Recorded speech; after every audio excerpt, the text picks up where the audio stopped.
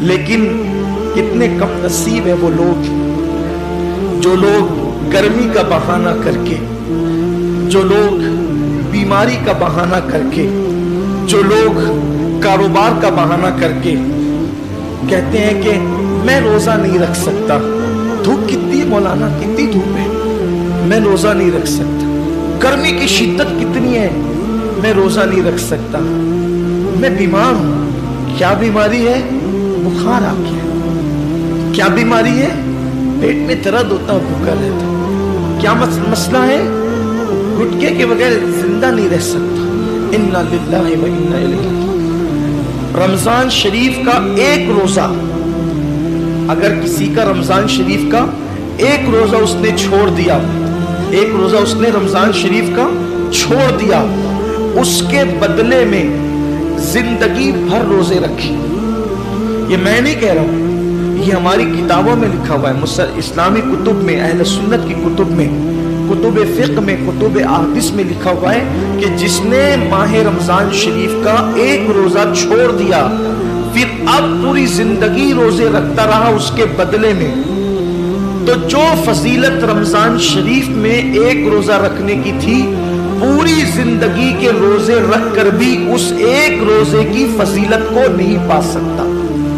ایک روزے کی فضیلت کو زندگی بھر کے روزے، بھئی وہ کفارہ،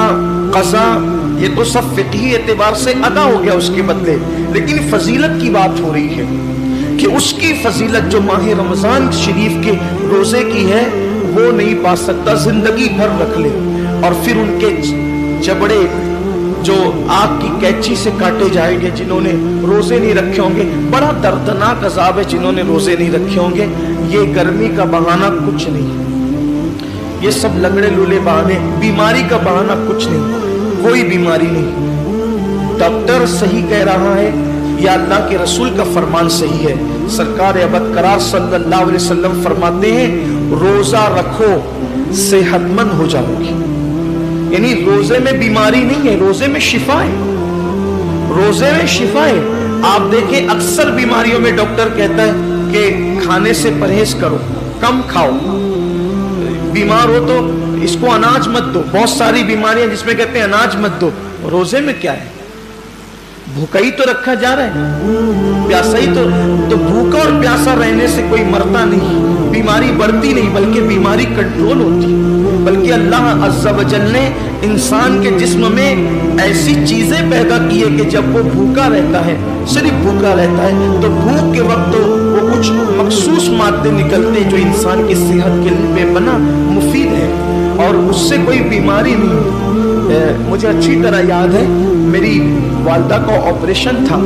مالیگاؤں کے کھڈی کے غیر مسلم ڈاکٹر کے یہاں، نام بھی لے سکتا ہوں لیکن چھوڑتا ہوں اس کو، تو اس کے یہاں تو میں جب آپریشن کا بل پے کرنے کے لیے گیا تو اس نے مجھے جب وہ چائے پیش کی تو میں نے سوچا کہ کہیں اس کا دل نہ دکھ جائے، تو مجھے کہنا پڑا کہ میں روزے سے اگر کہ رمضان شروع ہو گیا، میں نے کہا یہ رمضان کے روزے نہیں ہیں، یہ 13، 14 اور 15 مہینے کے جو 3 روزے ہمارے نبی پروفٹ محمد صلی اللہ علیہ وآلہ وسلم رکھا کرتے تھے تو ہم لوگ بھی رکھتے، تو سب تو نہیں رکھتے، میں نے سب نہیں رکھتے کیونکہ وہ ضروری بھی نہیں ہے، فرض و واجب نہیں ہے رمضان شریف کی طرح، لیکن یہ سنت ہے، اور یہ ایسی سنت ہے کہ سفر میں بھی حضور علیہ السلام اس کو نہیں چھوڑتے تھے۔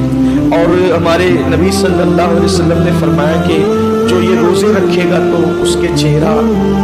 آخری دن قیامت کے دن 14ویں رات کی چاند کی طرح چمکے گا۔ آپ کی دعاؤں سے میری عادت ہے، مسلم ہو یا غیر مسلم ہو، جب بھی کوئی ملتا ہے ایسا تو پھر ہم اپنا سودا کھول کے بیٹھ جاتے ہیں، کہ ہر دکاندار چاہتا ہے نا کہ اپنا سودا بکے، تو اپنی عادت یہ ہے کہ بتا دیں، پھر اللہ کی مدد۔ وہ اس کا چہرہ چمک اٹھا، یہ بات سن کر اس کا چہرہ چمک گیا، اس نے کہا مولانا صاحب یہ تو آپ کا مذہبی معاملہ ہے، لیکن یہ سائنس کہتی ہے کہ اگر مہینے میں 3 دن اس طرح سے اگر کوئی بھوکا رہے گا تو اس کا پیٹ واش ہو جائے گا، دھل جائے گا، صاف ہو جائے گا، اور پھر وہ کئی بیماریوں سے بچ جائے گا۔ فوراً میری زبان پہ حضور علیہ السلام کے لیے درود آ گیا کہ لوگ آج کہہ رہے ہیں میرے محبوب نے فرمایا کہ اس کو ہو سکے تو رکھو، اور بلکہ اس کو حضور نے سفر میں بھی نہیں چھوڑا۔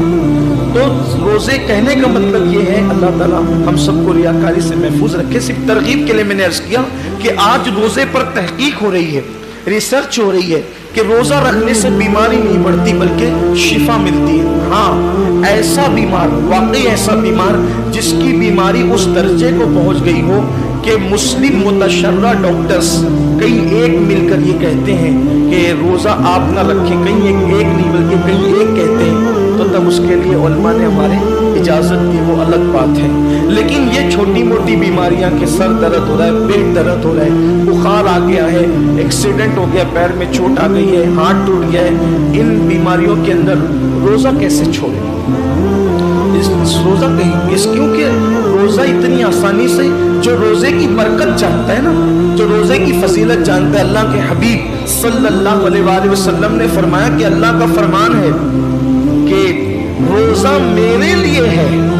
روزہ میرے لیے ہے، اور اللہ فرماتا ہے میں ہی اس کی جزا ہوں۔ روزہ میرے، یعنی ہر عمل کی جزا جنت ہو سکتی ہے، ہر عمل کی جزا جنت ہو سکتی ہے، روزے کی جزا ذات باری تعالیٰ ہے۔